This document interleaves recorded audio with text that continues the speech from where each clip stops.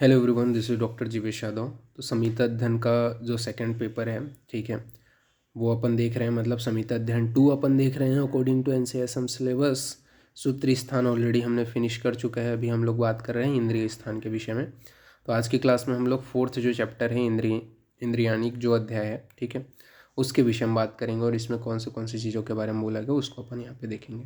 Start करते हैं। तो आज का जो चैप्टर है वो, तो इंद्रियानिक जो अध्याय, इसके अंतर्गत बताया गया कि संपूर्ण इंद्रियों के पृथक पृथक रूप से विकृत जन्य जो अरिष्ट है उसका लक्षण किया गया है। तो संपूर्ण इंद्रियों के पृथक पृथक रूप से विकृति जन्य जो अरिष्ट है उसका लक्षणों का यहाँ पे वर्णन किया गया है। तो नेत्र विषयक अरिष्ट के विषय में बताया गया है। तो नेत्र विषयक अरिष्ट के अंतर्गत क्या लक्षण दिखाई देगा? तो आकाश में क्या है, कठोरता जो है वो देखने को मिलेगा। पृथ्वी में शून्यता देखने को मिलेगा, ठीक है। तो नेत्र विषयक अरिष्ट में क्या है, तो नेत्र से जब देखता है व्यक्ति तो ऐसा लगेगा कि जो आकाश है वो कठोर है, ठीक है। पृथ्वी जो है वो शून्य है, वायु जो है वो मूर्तमान है, ठीक है, रुका हुआ है, ऐसा दिखाई देगा। अग्नि नहीं दिखाई देगी, ठीक है, आग को नहीं देख पाएगा। जाल रहित जल में जाल देखेगा, मतलब एकदम साफ जल है उसमें भी जाल को देखेगा, जिससे अग्नि प्रभाहीन तथा नील काली व श्वेत दिखाई दे। उसकी मृत्यु 7 दिन में हो जाती है। मतलब ऐसा व्यक्ति जिनको अग्नि ऐसा दिखाई दे रही है कि उसका कोई भी मतलब वही है कि प्रभा ही नहीं है, वो अग्नि जल रही है बट उसको पता ही नहीं चल रहा है कौन सा कलर का है, या नीला कलर का दिखाई दे रही है, काला कलर का दिखाई दे रही है, श्वेत वर्ण का दिखाई दे रहा है। तो ऐसे व्यक्ति की जो मृत्यु है वो 7 दिन में हो जाती है, ये यहाँ पे बताया गया है। साथ ही साथ मेघ, सूर्य, चंद्र वस्तु को विपरीत देखते हैं, सूर्य ग्रहण चंद्र ग्रहण को देखते हैं, ठीक है, तथा प्रभा तथा कांतिहीन को मतलब कांति को हीन देखते हैं। तो वो क्या है, आपका नेत्र विषयक अरिष्ट के अंतर्गत कहलाएगा। तो पूछा जा सकता है नेत्र विषयक अरिष्ट में क्या क्या लक्षण दिखाई देते हैं। तो जो व्यक्ति है नेत्र विषयक अरिष्ट के अंतर्गत क्या क्या बताया गया? आकाश को कठोर देखेगा, पृथ्वी को शून्य देखेगा, वायु को मूर्तिमान देखेगा, अग्नि को नहीं देख पाता है, या फिर उसका जो जाल युक्त जाल रहित जो जल है उसमें जाल को देखते हैं।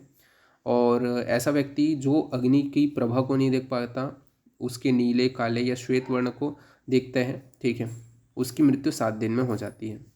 साथ ही साथ यहाँ पे आपका बताया गया है कि जो मेधा है, मेध्य सूर्य चंद्र तथा वस्तु के विपरीत देखते हैं, सूर्य ग्रहण चंद्र ग्रहण को देखते हैं, तथा प्रभा कांति को देखते हैं, प्रभा तथा कांति को हीन देखते हैं। तो ये सभी किसके अंतर्गत है? नेत्र विषयक अरिष्ट के अंतर्गत है।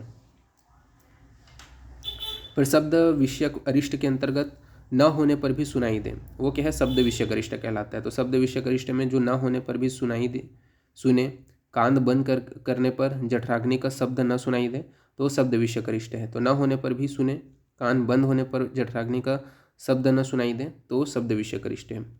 गंध विषयक अरिष्ट के अंतर्गत सुगंध जो व्यक्ति के हैं, गंध विषयक अरिष्ट में क्या आएगा? जो चीज़ सुगंधित है उसको उसको दुर्गंधित लगेगा, और जो दुर्गंध हो उसको सुगंधित लगेगा, ठीक है। तो ये क्या कहलाएगा? गंध विषयक अरिष्ट कहलाएगा। जीवा विषयक अरिष्ट में क्या है? रस का ज्ञान ना होना, ठीक है। तो जीवा में जब कोई भी रस को डालता है तो उसे रस का ज्ञान नहीं होता है, तो वो क्या कहलाएगा? आपका रस विषयक अरिष्ट कहलाएगा, ठीक है। सॉरी, जीवा विषयक अरिष्ट कहलाएगा। तो इसका पासवर्ड क्या रहेगा आपका? सिर्फ रस लिखना है, ठीक है। तो सिर्फ रस लिखना है, जैसे लिखा हुआ है यहाँ पे, सिर्फ रस बस लिखोगे तो ये पीडीएफ आपको ओपन हो जाएगा, ठीक है। फिर त्वक विषयक अरिष्ट के विषय में बात करते हैं। तो त्वचा में क्या है? जब उष्ण को अपन कराते हैं फील, उष्ण चीज़ों को छूता है तो ठंडा लगता है उसको, रुक्ष चीज़ों को छूता है तो चिकना लगता है, और कोमल चीज़ें कठिन लगती है। तो वो क्या है? त्वक विषयक अरिष्ट के अंतर्गत आएगा। तो उष्ण शीतल लगना, रुक्ष का चिकना लगना, कोमल का कठिन लगना, ये त्वक विषयक अरिष्ट कहलाते हैं। बिना तपस्या इंद्रियों की शक्तियों से अधिक ज्ञान प्राप्त होना, ये भी क्या आपका बताया गया है। तो बिना तपस्या का इंद्रियों की शक्ति से अधिक ज्ञान का प्राप्त होना, तो ये क्या है? इंद्रिय विषयक अरिष्ट के अंतर्गत आता है। तो इस प्रकार से अरिष्ट सूचक लक्षणों का यह वर्णन यहाँ पे किया गया है इंद्रियानिक जो अध्याय है उसके अंतर्गत। तो इसको आपको ध्यान में रखना है, ठीक है। छोटे छोटे चैप्टर हैं इंद्रिय स्थान के, तो उतना ही आपको ध्यान रखना है। तो अभी के लिए इतना ही, ओके, ठीक है। तो फिर थैंक यू।